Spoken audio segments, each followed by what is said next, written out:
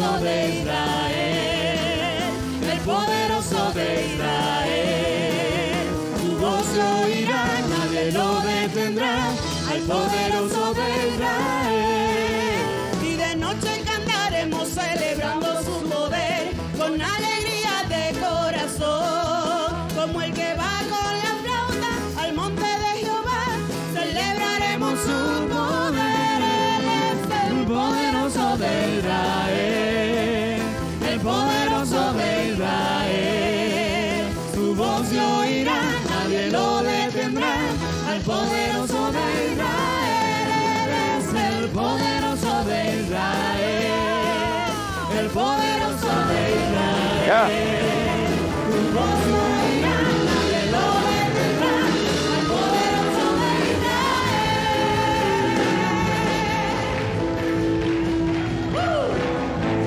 Hablando pedazos, vamos llevándola. Aplaude. Gloria a Dios. Aleluya. Alábale.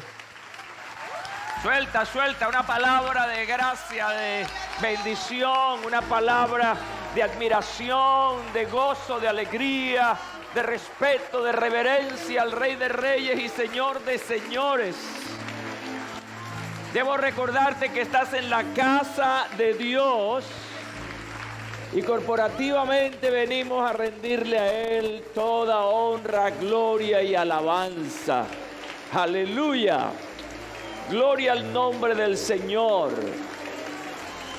Vienes a la casa de Dios para traerle a Él tu adoración y tu alabanza.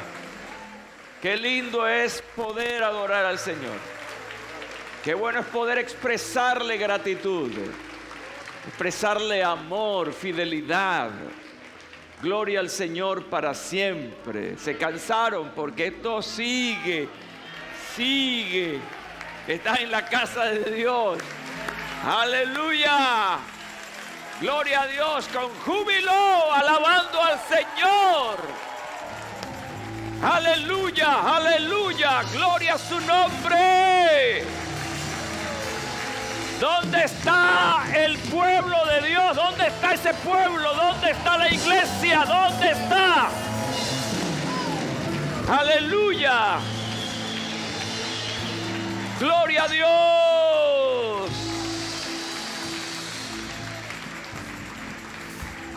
Aleluya.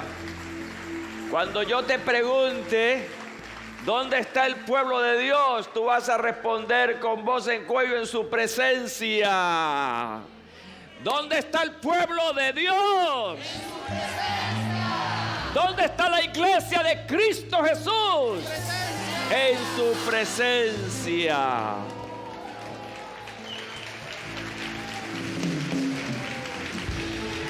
Aleluya.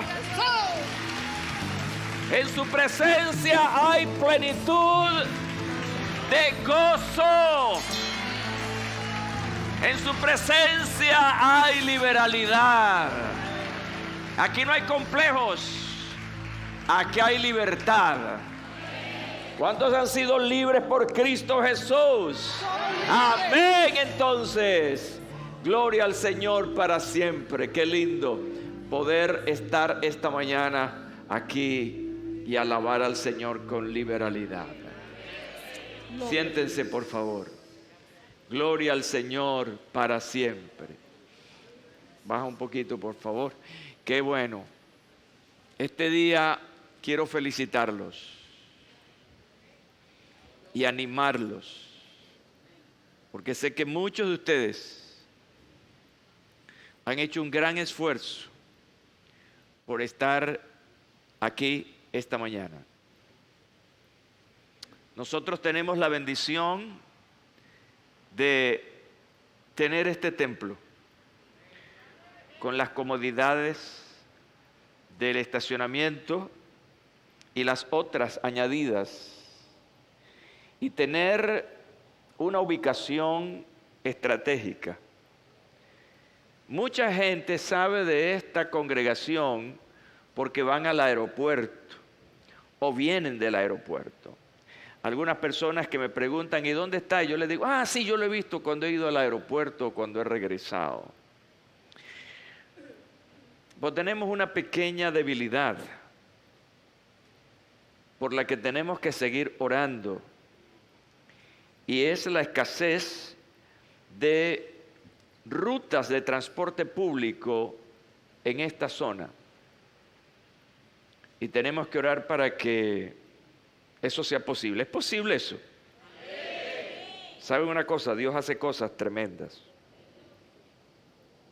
Dios hace cosas locas que ponen locos a los sabios.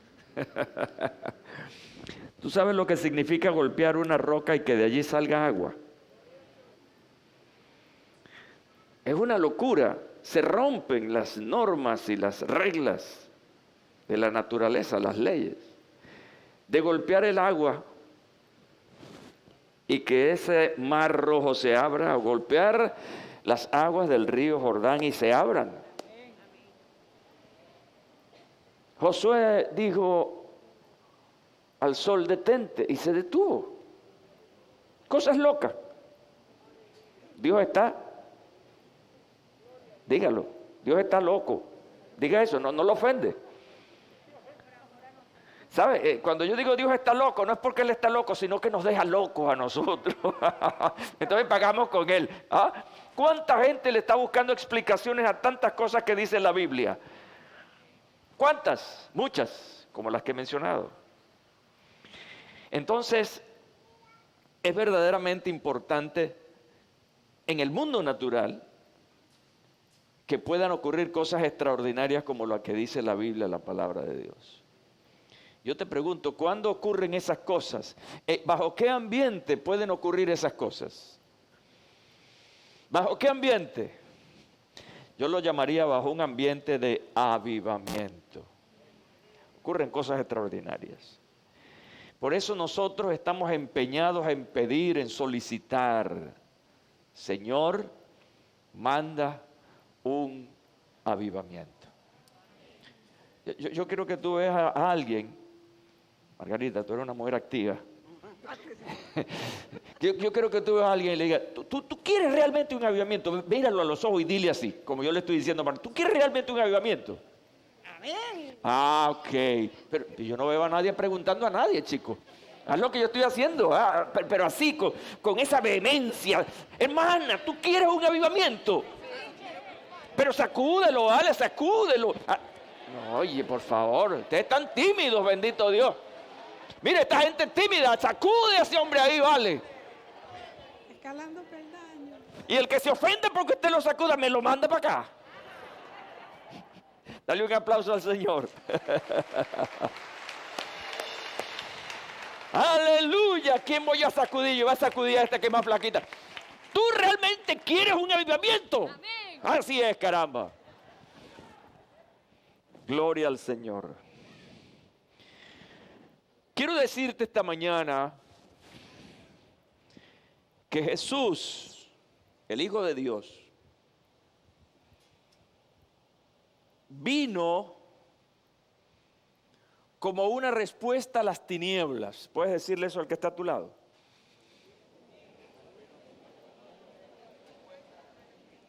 Como una respuesta a las tinieblas. Dice Marcos 7, 15 al 17, tierra de Zabulón, tierra de Neftalí, camino del mar, al otro lado del Jordán, Galilea de los gentiles. Qué introducción tan geográfica, ¿no? Y expresa Jesús estas palabras: el pueblo asentado en tinieblas vio gran luz. Y a los asentados en región de sombra de muerte, luz les resplandeció.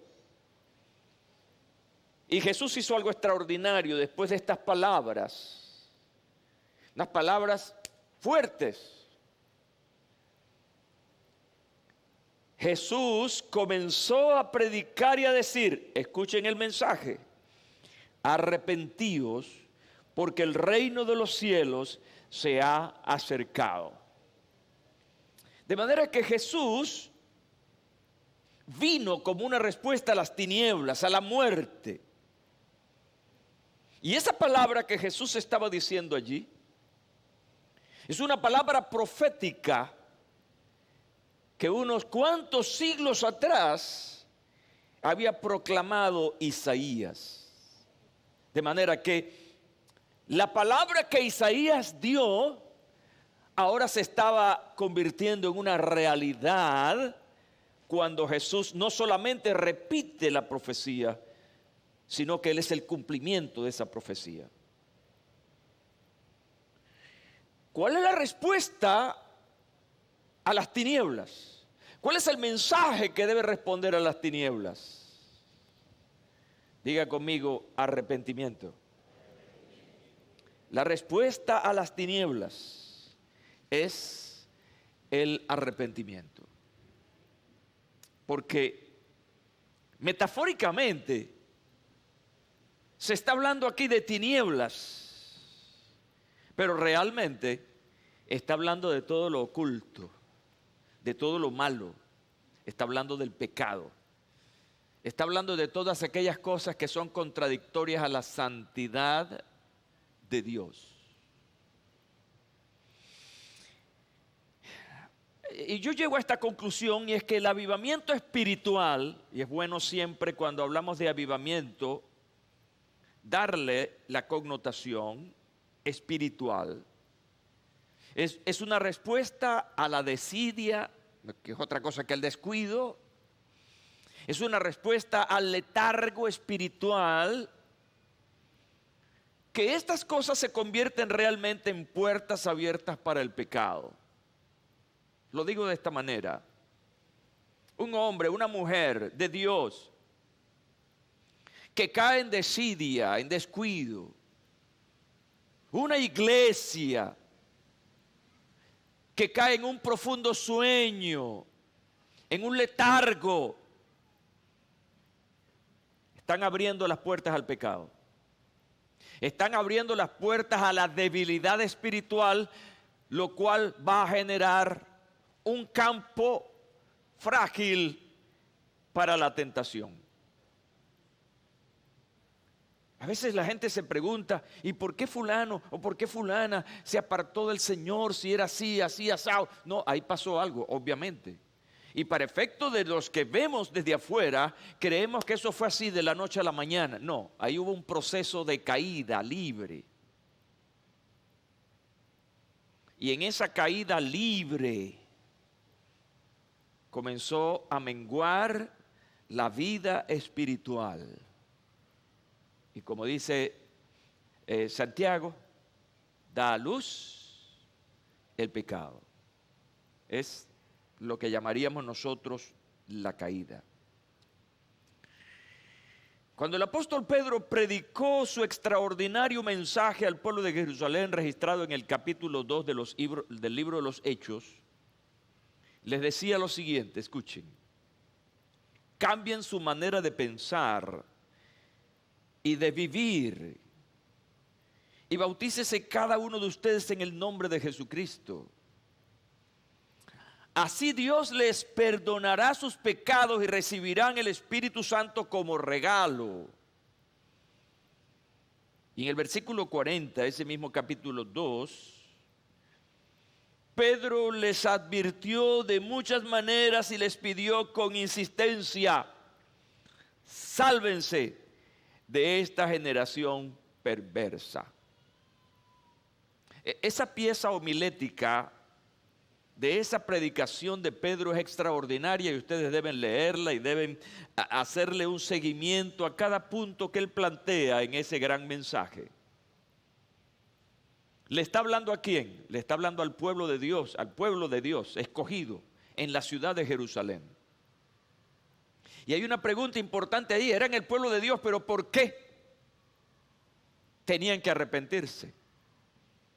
Eran el pueblo de Dios, escogido entre todas las naciones de la tierra, consagrado para Dios, pero ¿por qué Pedro les está animando exhortando a que se arrepientan de sus pecados. Porque el pueblo estaba asentado en tinieblas. Y estaban haciendo cosas terribles. Es que la historia del pueblo de Israel es una historia reiterativa de ir y venir. De buscar a Dios y darle la espalda a Dios. Como en este momento está Israel, a espaldas de Dios. Y entonces aquí es donde viene la palabra que se arrepintieran, que se salvaran de esta generación perversa. Ahora, yo quiero traer esas expresiones maravillosas. La palabra de Isaías que Jesús repite y las palabras del apóstol Pedro predicando a esta gente en Jerusalén, a nuestro presente, a nuestra realidad. Ahora, en este momento, mientras vivimos y hablamos, cuando las sombras de este sistema mundano atentan contra la iglesia de Cristo, entonces estamos en la profunda necesidad de un gran avivamiento espiritual. ¿Qué pasaría si no tuviéramos un avivamiento espiritual? ¿Qué pasaría si los hombres y mujeres de Dios no buscáramos a Dios? Las tinieblas están arropando al mundo. Y en este mundo está la iglesia del Señor. Pero hay una gran diferencia de estar en el mundo y no ser del mundo.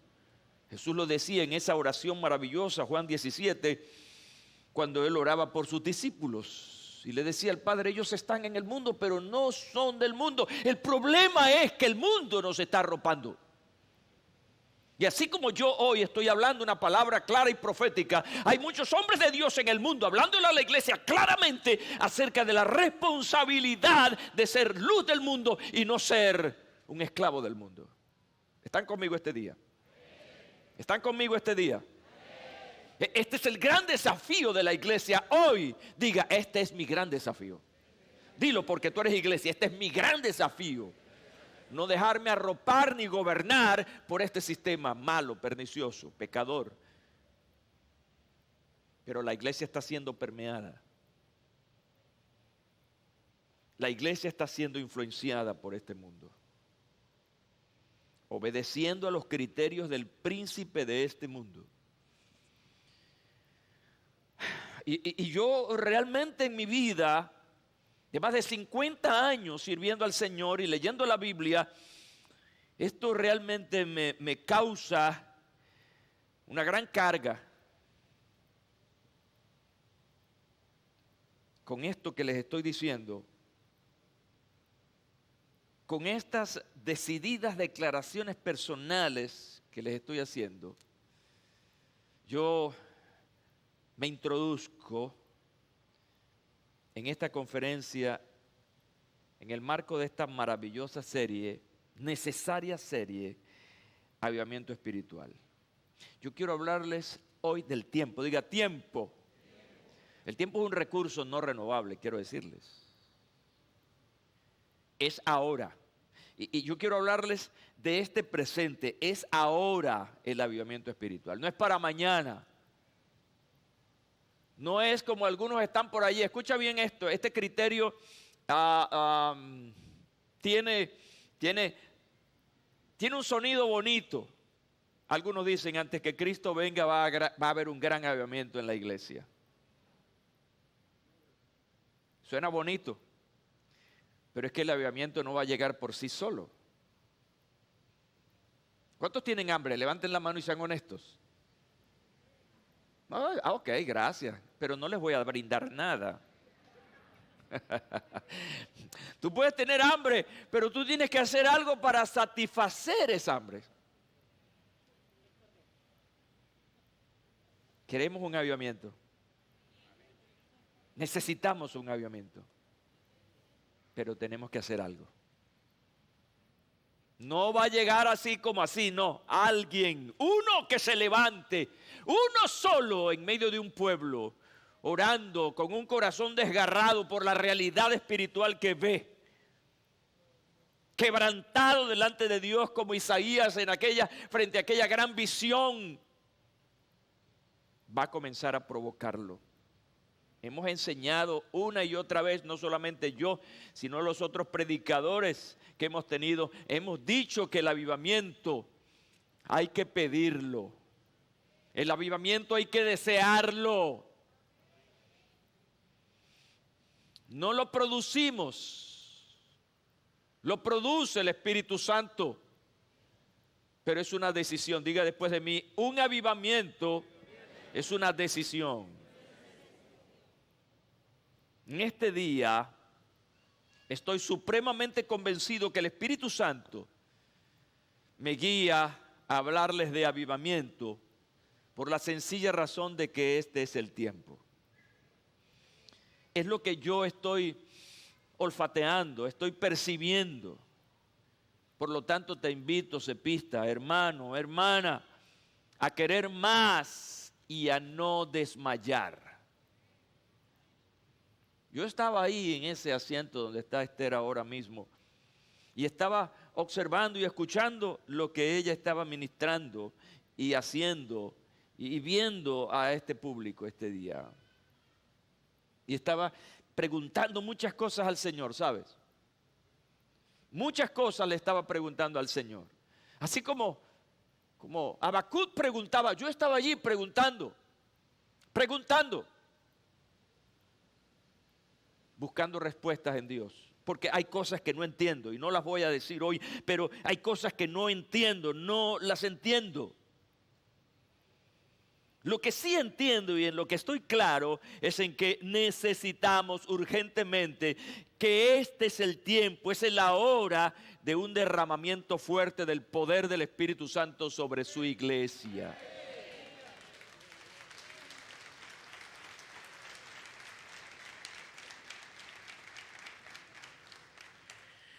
Yo creo que ustedes, como buenos pentecostales, han leído todo el libro de los Hechos de los Apóstoles.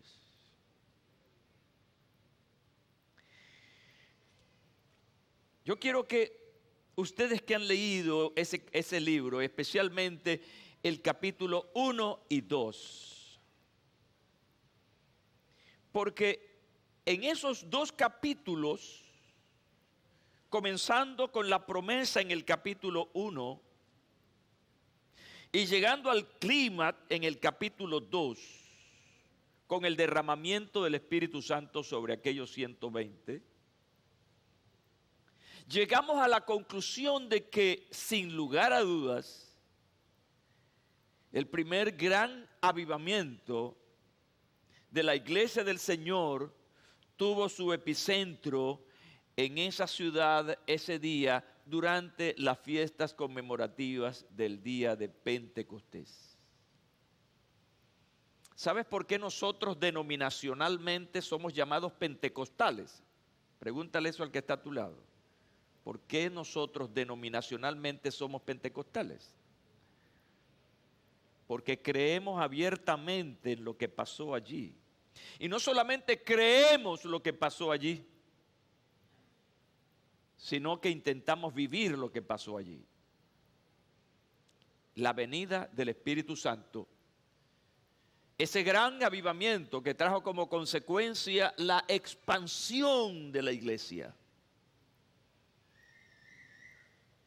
en el cumplimiento de las palabras del Señor, y me serán testigos en todo el mundo. Ustedes van a ser mis testigos en el mundo. Predicarán a toda persona. Ahí, por cierto, la palabra original tiene que ver con la palabra etnia, es decir, a todas las personas en todo el mundo, toda raza.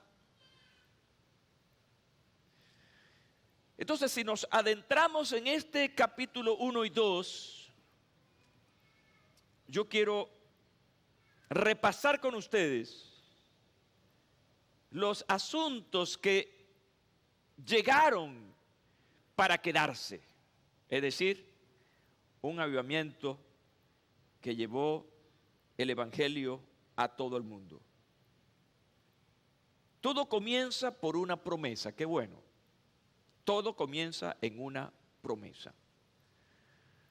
Cuando hablamos de una promesa, estamos hablando de la expresión de algo que va a ocurrir o que va a ser dado en un tiempo.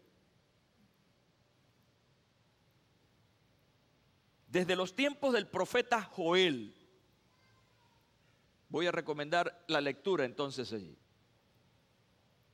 Desde los tiempos del profeta Joel comenzó esta promesa, claramente expuesta. En los últimos días, decía este hombre, bajo la unción de Dios, porque claramente dice, en los últimos días, dice Dios, no lo dice Joel. Él simplemente es un oráculo, él simplemente es un instrumento, un vehículo comunicacional, porque la palabra se la está dando Dios. Dios dice entonces, derramaré mi espíritu sobre toda la gente.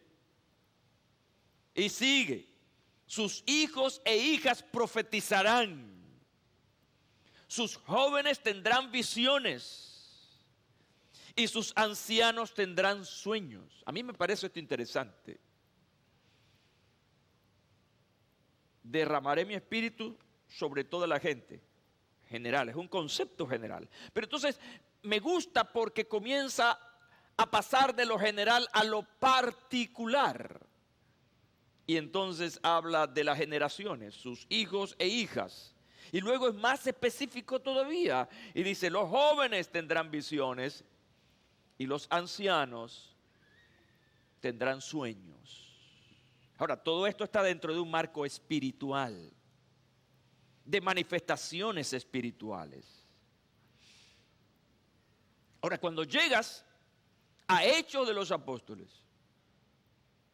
y allí, en ese capítulo 1, dice Lucas el narrador, y estando juntos, les mandó que no se fuesen de Jerusalén. Ese Jesús resucitado dando estas instrucciones. Y estando juntos, les mandó que no se fuesen de Jerusalén, sino que esperasen. ¿Qué cosa? ¿Qué iban a esperar? El cumplimiento de la promesa del Padre. ¿Qué les parece? ¿Están conmigo aquí? El que no está conmigo aquí, no estaba con ellos allá.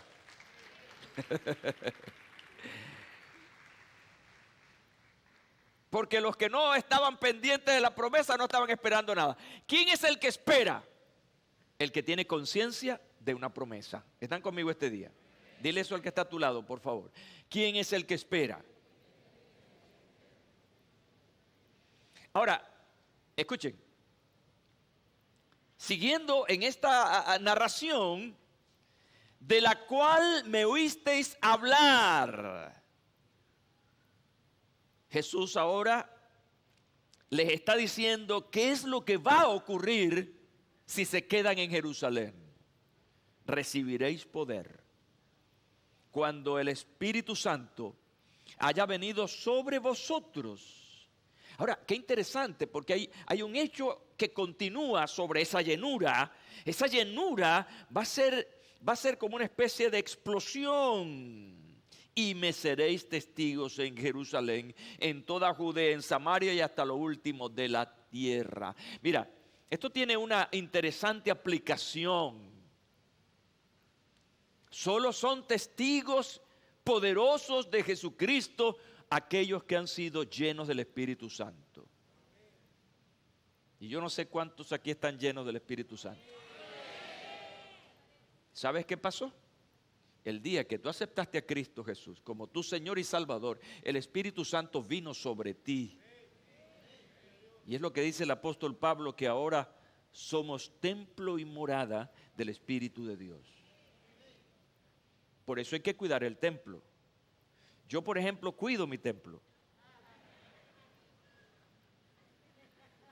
Algunos se han descuidado con el templo y ya no es un templo, ya es una catedral. Eso es una broma, no se sientan mal conmigo, por favor. Pero hay que sacarlos del letargo. Ya eso es una catedral. Bueno, es que eso no tiene nada que ver con la figura. Todo esto es una broma. Eso no tiene nada que ver si eres flaco, gordo, tienes mucho cabello, tienes calvo como yo, eres feo, bonito. Eso no tiene nada que ver con la apariencia personal. Tiene que ver con lo de adentro. Con la decisión de no pecar, con la decisión de no ofender a Dios, con la decisión de no ofender a la gente, con la decisión de vivir en santidad para el Señor. Esa fuerza de respuesta no al pecado viene precisamente de una llenura del Espíritu. Ahora, eso va a darle una capacidad increíble a una persona para ser testigos del Señor Jesús donde quiera que vayas. Si tú estás lleno del Espíritu Santo, tú tendrás una libertad para hablar del Señor. Y cuando me dice aquí ser testigo, hay una doble manera de ser testigo de algo o de alguien. Por las palabras, por lo que confiesas, por lo que dices, pero también por la forma en que te conduces en la vida. Cuando Pedro estaba a la espera, Jesús lo tenían allí, enjuiciándolo, lo interpelan y le dicen, ¿tú andabas con él? Porque tú hablas como él. Qué bueno es que la gente diga, oye, tú eres cristiano evangélico porque tú hablas bien, porque tú vives bien. Ahora, ¿qué necesitaban ellos? Escuchen, cuando Jesús les está diciendo estas palabras y le está recordando la promesa, el cumplimiento de la promesa. ¿Qué necesitaban ellos? Mira, frente a una promesa necesitamos dos elementos importantes. Primero es creerla. La segunda es obedecerla. Porque hay cosas que creemos, mas no obedecemos. Ahora, Jesús le está diciendo que hay una promesa y que va a tener un cumplimiento. Ok, lo creo. Pero Él les está diciendo, no se muevan de Jerusalén. El no moverse de Jerusalén significaba obediencia. Yo creo honestamente que nosotros tenemos promesas de Dios de un avivamiento en este tiempo. Escuché solo a los de este lado, no escuché a los de aquel lado. Gracias. Son oportunos. Yo creo que estamos en un tiempo. Yo creo que estamos en un tiempo, bendito sea Dios. Esto es inaguantable.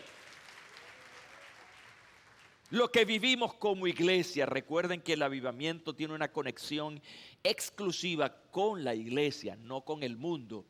Eso lo hemos dicho aquí repetidas veces. El avivamiento es para la iglesia. De eso voy a hablar un poco más adelante. Entonces, necesitamos creer eso. Y con creer eso, ansiarlo, desearlo. Como el ciervo brama por las corrientes de las aguas. Con esa figura retórica, veámonos en esa situación. Una profunda necesidad de un hecho que revuelque mi vida, que cambie mi vida, en donde yo deje de ser el mismo de siempre y me convierta en alguien extraordinario. Yo quiero dejar de ser ordinario para convertirme en alguien extraordinario. ¿Creo en ese avivamiento? Amén. ¿Y qué hago? Pues obedecerle las pautas. Y hemos estado aquí hablando y motivando acerca de esto a través de la palabra de Dios. Y es muy bueno que todo este conocimiento venga. Porque este conocimiento nos lleva a creer y conocerán la verdad. Esa verdad es importante, pero necesitamos más que algo cognoscitivo. Necesitamos más que un conocimiento para el avivamiento. Necesitamos obedecer. las pautas que nos llevan a eso. Y hemos estado hablando sobre ese tema de que en la obediencia para el cumplimiento de esa promesa, de ese avivamiento, necesitamos pedirlo. ¿Y cómo lo pedimos? ¿Como pedir algo trivial? No, pedirlo con una profunda necesidad, compromiso, un asunto de vida o muerte. Cuando hablo de vida o muerte, me estoy refiriendo a lo espiritual, de una resurrección.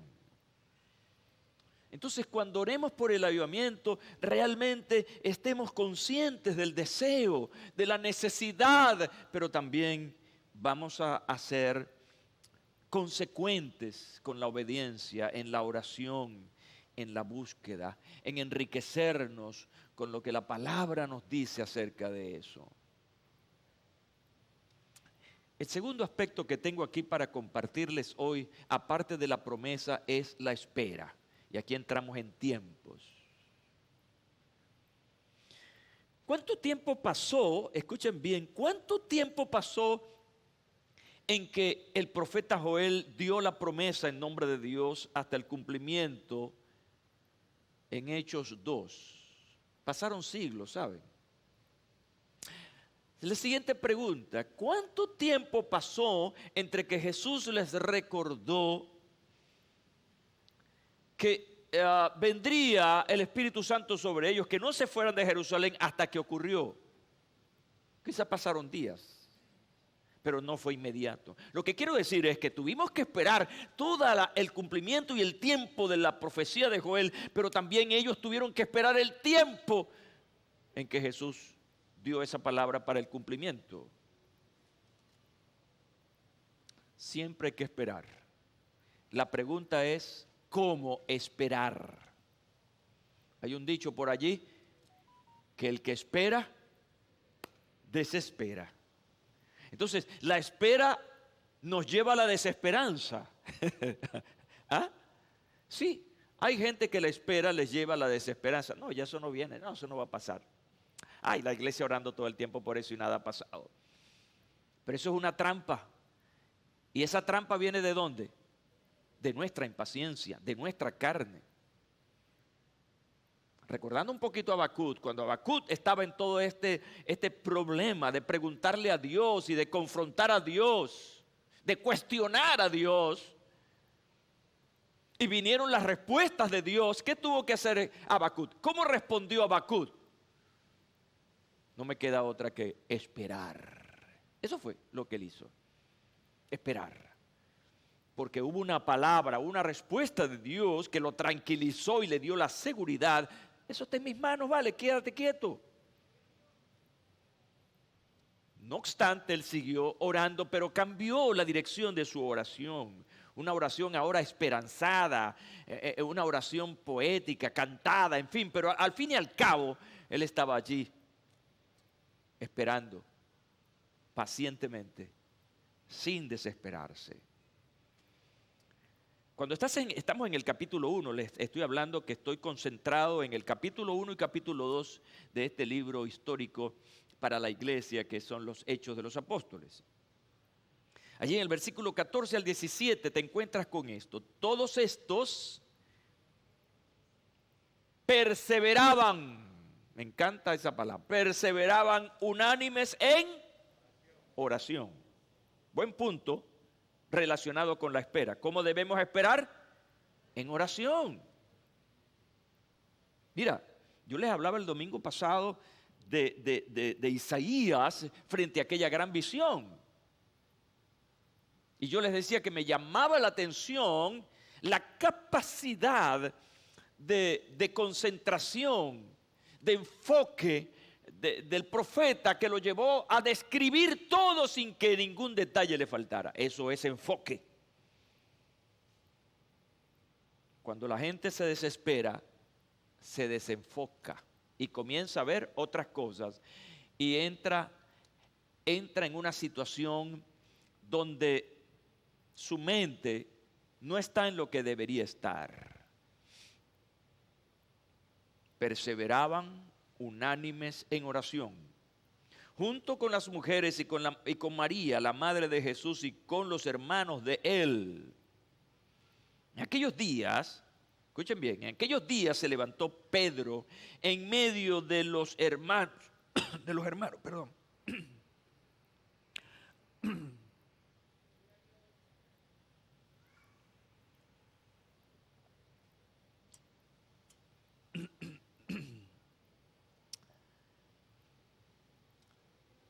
En medio de los hermanos, que reunidos eran como 120 personas.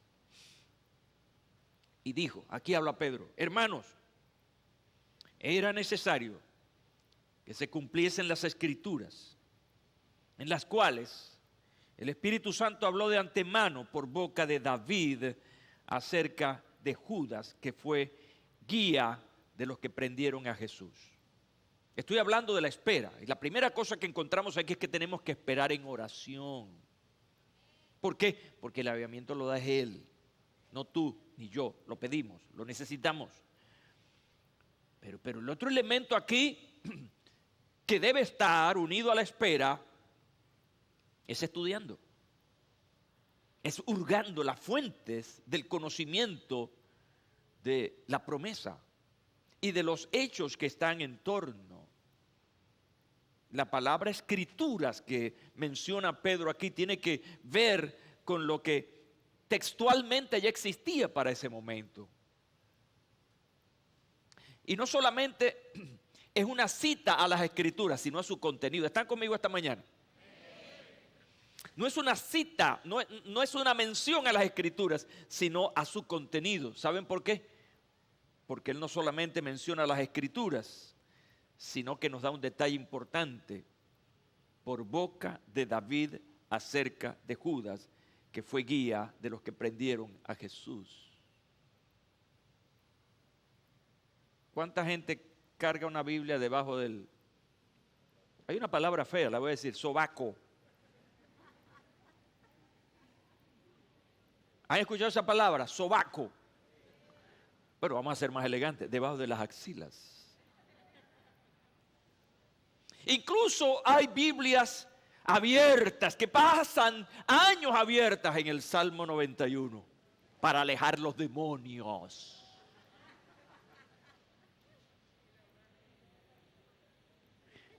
Pero la pobre Biblia está muerta porque no ojea. Está muerta porque está en el Salmo 91. Libérenme. Si la Biblia hablara. Buen tema, ¿verdad? Si la Biblia hablara. Cualquiera puede mencionar las escrituras. El asunto es el contenido. Porque el contenido es la sabiduría. El contenido incluso es la aplicación. Desde el momento en que tú conoces la palabra de Dios, desde ese momento te haces responsable de ella. Es lo que yo llamo entonces, para cerrar esta parte, es la espera activa. Y la espera activa está concentrada en oración y estudio de la palabra del Señor. Mi pregunta entonces para ustedes como congregación y para los que me puedan ver o escuchar, ¿cómo estás esperando el avivamiento? ¿Impacientemente? ¿Un cambio de tema? No, ya eso no va a pasar, voy a hacer tal cosa. Lo que la palabra del Señor y el Espíritu Santo nos guía en este día es que esta debe ser una espera activa, comprometida con lo que estoy esperando. Entonces me concentro en esto, en oración, en pedirlo, en denunciar delante de Dios el pecado y el descuido espiritual, y en hurgando en la palabra de Dios los grandes avivamientos. Así que vamos como en una escalera. Entramos en el primer peldaño, que es la promesa. Subimos al siguiente peldaño, que es la espera. ¿Y qué nos espera en el tercer peldaño? Nos espera la manifestación, que es el cumplimiento. ¿Están conmigo, verdad? La promesa, nada ha ocurrido. La espera, nada ha ocurrido, pero va a llegar. cuando llegas al capítulo 2, versículo 1 al 4, entonces te encuentras con la manifestación, que no es otra cosa que el cumplimiento de la promesa del gran avivamiento después de Cristo. Al llegar el día de Pentecostés, estaban todos reunidos en un mismo lugar. Y de repente, diga y de repente, pero dígalo así con fuerza. Y de repente vino un estruendo del cielo. Y aquí Lucas usa una metáfora, una figura, para poder entender lo que pasó. Como si fuera un viento violento. Un símil, como si fuera un viento violento. Llenó toda la casa donde estaban sentados. Ya sabemos que estaban sentados, no estaban parados. Bueno, esos detalles, ¿no? Entonces, siguen los hechos, sigue la manifestación. Entonces aparecieron repartidas entre ellos lenguas como de fuego y se asentaron sobre cada uno de ellos. Esto es visual, esto es literal. Hubo una manifestación visual, lenguas de fuego sobre sus cabezas. Lenguas como de fuego. Y se asentaron sobre cada uno de ellos. Ahora, el versículo 4 es como el clímax de esto. Porque luego de esa manifestación visual, todos fueron llenos del Espíritu Santo. Todos fueron llenos del Espíritu Santo. Y comenzaron a hablar en distintas lenguas como el Espíritu les daba que hablasen. Ese es el cumplimiento. Yo me imagino aquí, en mi corto imaginario, ¿cómo estarían ellos? Y yo les pregunto, ¿cómo estarían ustedes? Imagínense estar allí con todo este acontecimiento. Yo creo que nos asustaríamos. ¿Por qué? Porque es algo novedoso. Es algo que no forma parte de lo cotidiano o de lo ordinario. Por eso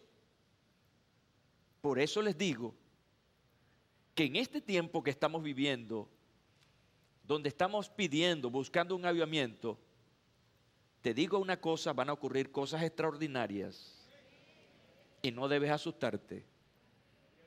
Debes saltar y decir, ¡gloria a Dios! ¡Llegó! ¡Llegó! Este es el tiempo.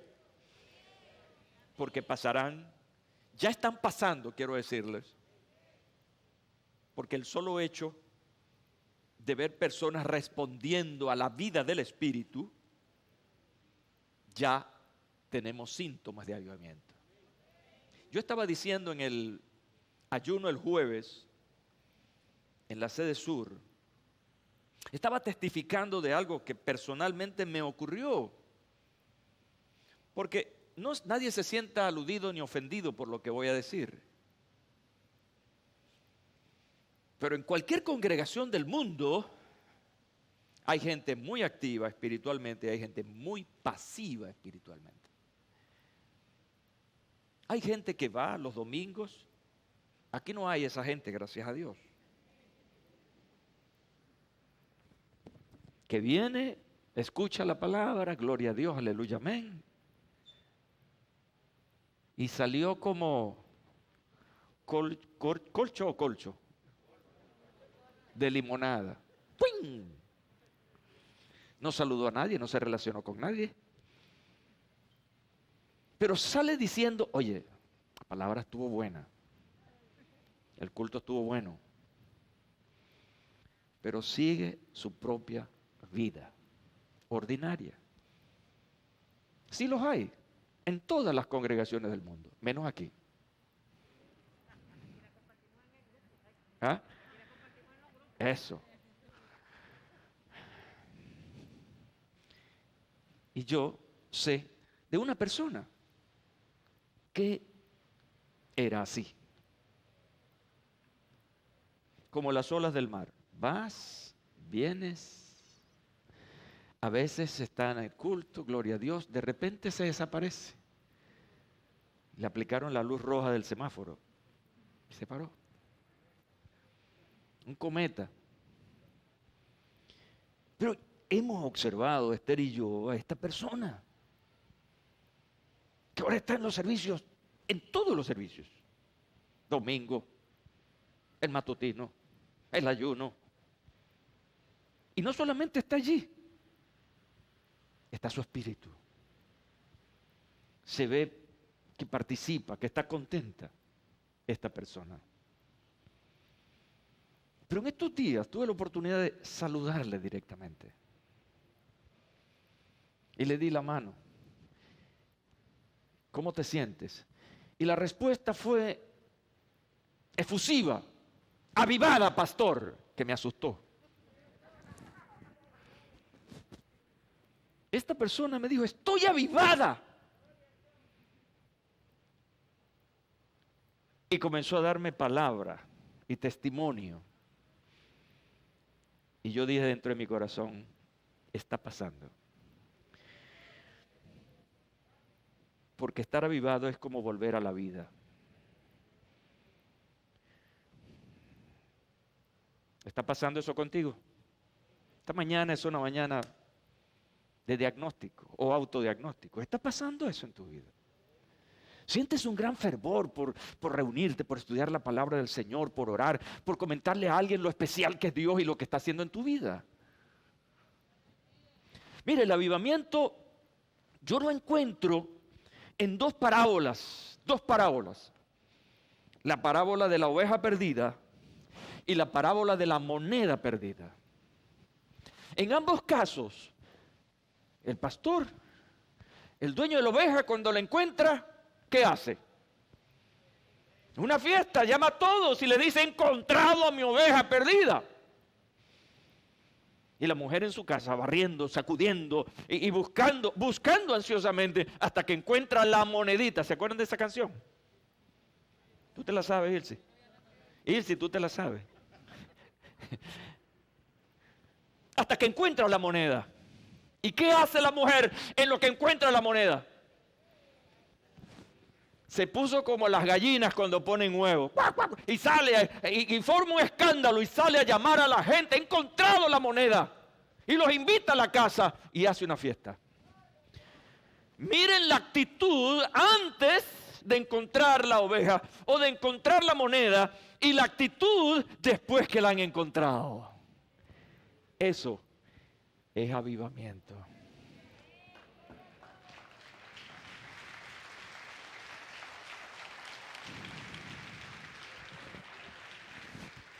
Entonces sí, están pasando cosas. Hay gente en esta iglesia que están renovándose, que están experimentando una nueva etapa en sus vidas necesaria para alcanzar el nivel. Esa llenura de la que habla allí en el capítulo 2, en que fueron llenos del Espíritu, hay que ponerle atención, porque por descuido, por desconexión, eso desciende, no porque el Espíritu lo quiera, sino porque es una respuesta nuestra. No estamos cuidando aquello que hemos recibido como un don, como una gracia, que es la llenura del Espíritu. Lo que yo encuentro aquí en este pasaje es lo que yo llamo una evidencia escritural. Cuando Pedro está hablándole a esa gente, porque cuando se forma aquel gran escándalo, que comienza a hablar cada quien en una lengua, un idioma extraño, 120 personas en un lugar, llama la atención de los vecinos y de la gente que estaba, porque precisamente había mucha gente en Jerusalén por la motivación de la fiesta de Pentecostés. Y había venido mucha gente del extranjero. Y hay ese gran escándalo. Entonces tienen que salir los que están en la casa. Esto me parece interesante. Los que estaban escondidos, metidos ahí en esa casa, por la gran cantidad de personas afuera preguntando, ¿y qué es lo que está pasando? Ellos tienen que salir. Ay, bendito. Qué interesante. ¿Hasta cuándo? La iglesia va a estar metida en sus cuatro paredes, viéndose las caras y repitiendo lo mismo de siempre y aprendiendo, pero con una hidrocefalia terrible. La cabeza llena de conocimiento que...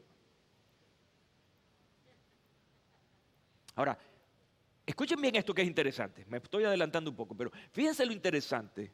Los avivamientos provocan que la iglesia salga de su comodidad.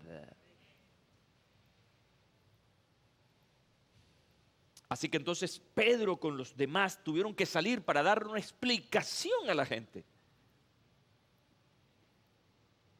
Y él responde, más bien esto fue lo que fue dicho por medio del profeta Joel.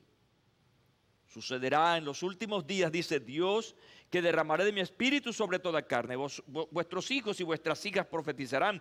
Vuestros jóvenes verán visiones y vuestros ancianos soñarán sueños. De cierto, sobre mis siervos y mis siervas en aquellos días derramaré de mi espíritu y profetizarán. Y sigue Pedro, daré prodigios en el cielo arriba y señales en la tierra abajo, sangre y fuego, vapor de humo. El sol se convertirá en tinieblas y la luna en sangre antes que venga el día del Señor grande y glorioso. Y sucederá que todo aquel que invoque el nombre del Señor será salvo. Así le está dando esta explicación tremenda a este pueblo. Una evidencia escritural. Así que hay una conexión importante en lo que Jesús les acaba de decir, no se muevan de Jerusalén hasta que el Espíritu Santo venga sobre ustedes, y lo que está diciendo el profeta Joel. ¿Y qué pasó entonces? ¿Cómo podemos diagnosticar? ¿Cómo podemos diagnosticar un avivamiento? ¿Cuáles son las señales de un avivamiento espiritual? Y este es mi punto ahora. Ok, hay una manifestación, pasó algo extraordinario, lo que leímos ahí de cómo descendió el Espíritu Santo. ¿Y qué? ¿Y ahora qué? ¿Qué pasó? ¿Qué pasó con esas personas que fueron tocadas y llenas por el Espíritu? Lo primero que debemos observar aquí, escuchen bien, lo primero que observamos aquí es un impacto en la comunidad. Dice que entonces caía temor sobre toda persona, pues se hacían muchos milagros y señales por medio de los apóstoles. La gente comienza a preguntar qué es lo que está pasando. Así que más allá de ese cuartucho donde ellos estaban orando y que ahora están frente a ese público, hay un cambio. Salen para dar respuesta. Pero quiero que nos enfoquemos en esto, que es más importante en este momento que lo que acabo de decir, que es lo que yo llamo un avivamiento hacia adentro. ¿Cómo fue eso? Lo primero que encuentro aquí es que ellos tenían una unidad de criterio. Sabían por qué y para qué estaban allí. Estaban conscientes de lo espiritual. Eso generó una capacidad visionaria. El mundo, pero también un lenguaje. Miren lo que dice el versículo 42. Todos los creyentes se dedicaban a las enseñanzas de los apóstoles. Un mismo lenguaje, una misma doctrina, una misma enseñanza. A la comunión fraternal, a participar juntos en las comidas, entre ellos la cena del Señor y la oración. Unidad de criterios y de acción. Sumémosle lenguaje. Pero mira lo que va a pasar más adelante. Cuando llegas al versículo 45, hay una señal allí. Y es la disposición del desprendimiento, la disposición para dar. Los que eran pichirres dejaron de ser pichirres. Ahora había una abundante gracia sobre ellos. Escucha, esto es bien interesante. Ahora había una interesante gracia. Ahora hay alegría, como la mujer que encontró la moneda. Hizo una fiesta para celebrar. Ellos estaban tan impactados por lo que Dios está haciendo en sus vidas, que dice el versículo 45, vendían sus posesiones y bienes y los repartían a todos, a cada uno, según la necesidad. Y comenzaron a ayudar a los demás. Comenzaron a generar finanzas para que la iglesia, esa iglesia naciente, pudiera avanzar con gente que ahora estaban siendo suplidas sus necesidades. Cuando tú vas al capítulo 6 de los Hechos, tú ves allí la obra social de la iglesia. Atendían a los huérfanos y a las viudas y les daban comida. Esa liberalidad para dar. Y no hay justificación porque no eran ricos.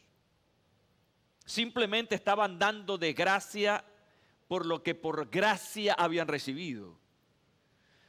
Debo decirte en esta mañana que la pobreza no es una justificación para no dar. Voy a repetir la frase. La pobreza no es una justificación para no dar. Hay que leer la historia de la iglesia de Macedonia, que dice la Biblia que aún daban de su pobreza. Esa expresión es sumamente fuerte. Daban de su pobreza. Y yo veo que eran pobres porque tenían un plátano, pues. ¿A cuántos les gustan las tajadas fritas y esas cosas? Eso es interesante. Yo estoy provocando hoy aquí en un avivamiento, yo estoy provocando es hambre. Dígame un plátano asado, le haces la autopsia, lo abres, le pones un poquito de margarina y los más, tú sabes, le ponen mantequilla. Y luego le echas ese quesito así, ¡pau! ¡Pau! Rayado. ¡Ay, Dios mío! Señor, perdóname porque hice confundir a la gente y los perdí de la palabra. No había necesidad en la iglesia. Porque ese plátano, ahora el que estoy en la idea, lo picaban por la mitad. Yo me quedo con una mitad y le doy una mitad a mi hermano. No es la justificación, no, esto es lo único que yo tengo. No lo comparto con nadie porque a mí me gusta el plátano asado. No, eran gente pobre, pero dentro de esa misma pobreza, ellos sacaban algo para compartirlo.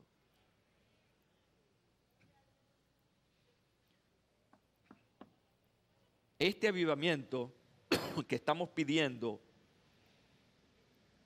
y que estamos comenzando a experimentar, yo veo un crecimiento financiero en esta iglesia. Amén.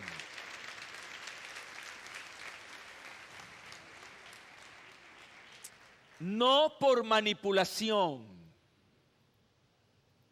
ni tampoco por necesidad. Es por la liberalidad del Espíritu para dar. Sin complejos, sin sospechas. Porque hay los sospechosos que dicen, yo no voy a dar porque eso el pastor se lo coge. Ese pastor está sospechoso. No, sin complejos. Porque tú no le estás dando al pastor, tú le estás dando a la obra del Señor. Y en esta iglesia somos celosos en administrar un bolívar que sea, porque ese bolívar es de parte de Dios. Y las cosas de Dios deben ser bien administradas, porque por esas cosas vamos a dar cuenta delante del Señor. La otra señal que tengo aquí es la necesidad de compartir, de congregarse. Pero escucha bien esto. El versículo que leí anteriormente, ellos no solamente se congregaban para alabar al Señor, sino que se invitaban para comer. Acepto invitaciones. Tomarse un café Es la relación, es la parte relacional de la iglesia. Se congregaban. Es lo que yo llamo una congregación de luz verde. Una congregación de luz verde en la comparación con los semáforos. Hay gente de luz amarilla. Va a la iglesia un domingo sí, 2 domingos se queda y está como por guardia. Aquí no hay guardias, quiero decirle, aquí no hay guardias. Hay otros creyentes que son de luz roja. Dejaron de venir a esta iglesia, pero se fueron para la otra. Ya que están en rojo. No, esta era una iglesia de luz verde, que se congregaba todos los días, pero también compartían en sus casas. Lo que indica que había un gran movimiento relacional. Ellos perseveraban unánimes en el templo día tras día. Ahora yo me pregunto, una iglesia avivada así como esa, ¿qué beneficios pudiera tener? ¿Qué resultados pudiera tener? Y resulta que en esta reseña que hace Lucas encontramos allí los resultados. Primero, el respeto de la comunidad. Dice que la iglesia tenía favor de todo el pueblo. Eso significa que se ganaron el respeto de la gente. Pero lo otro interesante que encontramos aquí es que hubo restauración y salvación. Dice que todo el pueblo los estimaba y cada día el Señor añadía a la iglesia a los que iban siendo salvos. Esta última parte es lo que yo llamaría el avivamiento hacia afuera. Pero fíjense, para que haya un avivamiento hacia afuera, primero tiene que haber un avivamiento hacia adentro. Y yo estoy orando fuertemente al Señor por eso, para que nosotros seamos contagiosos, una iglesia contagiosa. Permítame terminar con estas palabras del sermón predicado por el pastor Charles Spurgeon en el Tabernáculo Metropolitano de Newington, Londres. Decía en este poderoso mensaje basado en Habacuc, capítulo 3, versículo 2, oh Jehová, aviva tu obra en medio de los tiempos. Decía, muy frecuentemente queremos castigar a la iglesia. Escuchen bien esto, voy a leerlo de manera pausada. Muy frecuentemente queremos castigar a la iglesia cuando la disciplina debería ser puesta sobre nuestros propios hombres, la cuestión de la individualidad. Vestimos a la iglesia como a un reo, la llevamos a juicio y queremos ejecutar sentencias sobre ella, encontrando faltas en ella cuando no la hay y magnificando sus pequeños errores. Cuando nosotros, con demasiada frecuencia, olvidamos los nuestros. Entonces, empecemos con nosotros mismos, recordando que somos parte de la iglesia y que nuestra propia necesidad de avivamiento personal es la causa, en gran medida, del avivamiento en la iglesia en mayor escala. Y luego dice, en la misma iglesia, vista como un cuerpo, esta plegaria debe ser un solemne e incesante ruego. Oh Jehová, aviva tu obra. En esta parte Spurgeon habla de cómo en sus tiempos se experimentaba la falta de integridad en los ministros de Dios y de los gobernantes. Y una falta de estabilidad de la doctrina. Hoy le digo al Señor, como dice el salmista, ¿no volverás a darnos vida para que tu pueblo se regocija en ti. Salmo 85, 6. Vamos a estar de pie, por favor.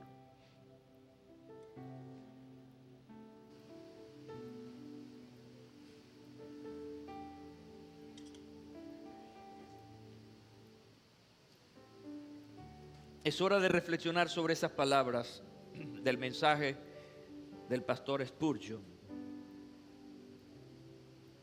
No veas la iglesia en este momento, no veas la congregación. Mírate a ti mismo. Yo voy a mirarme a mí mismo ahora, en mi necesidad de un avivamiento personal. Un avivamiento personal puede contagiar a muchas personas. Padre, en el nombre de Jesús, hoy con profunda humildad, conocimiento propio, vengo delante de ti. Porque no te voy a engañar, tú me conoces. Y tú sabes que tengo una profunda necesidad de ti, Señor. Que necesito ser tocado. Necesito ser perdonado.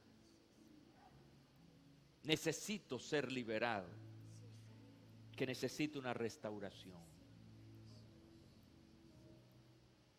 Padre, en el nombre de Jesús, ven y ayúdame.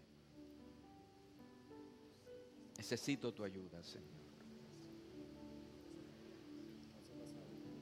Pon tu mano sobre tu corazón y ora y habla con el Señor ahora. Renuncia a ser el mismo, a ser la misma. Renuncia a una vida de flojera espiritual y aspira más. Sé un aspirante. Sé un aspirante, un querendón. Quiero más de ti, Señor. Quiero más de ti, Señor. Oh, en tu presencia pido que te necesito, Señor. Que vengas sobre mí y me ayudes.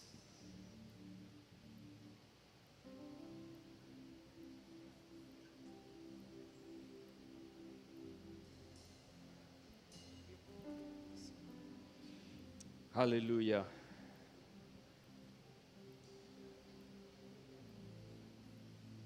Anda, dilo.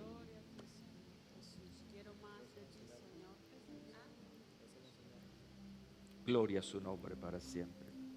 Cantemos, por favor. Gracias, Jesús. El siervo busca por las aguas, así clama mi alma por ti, Señor. Día y noche tengo sed de ti. Aleluya. Solo a ti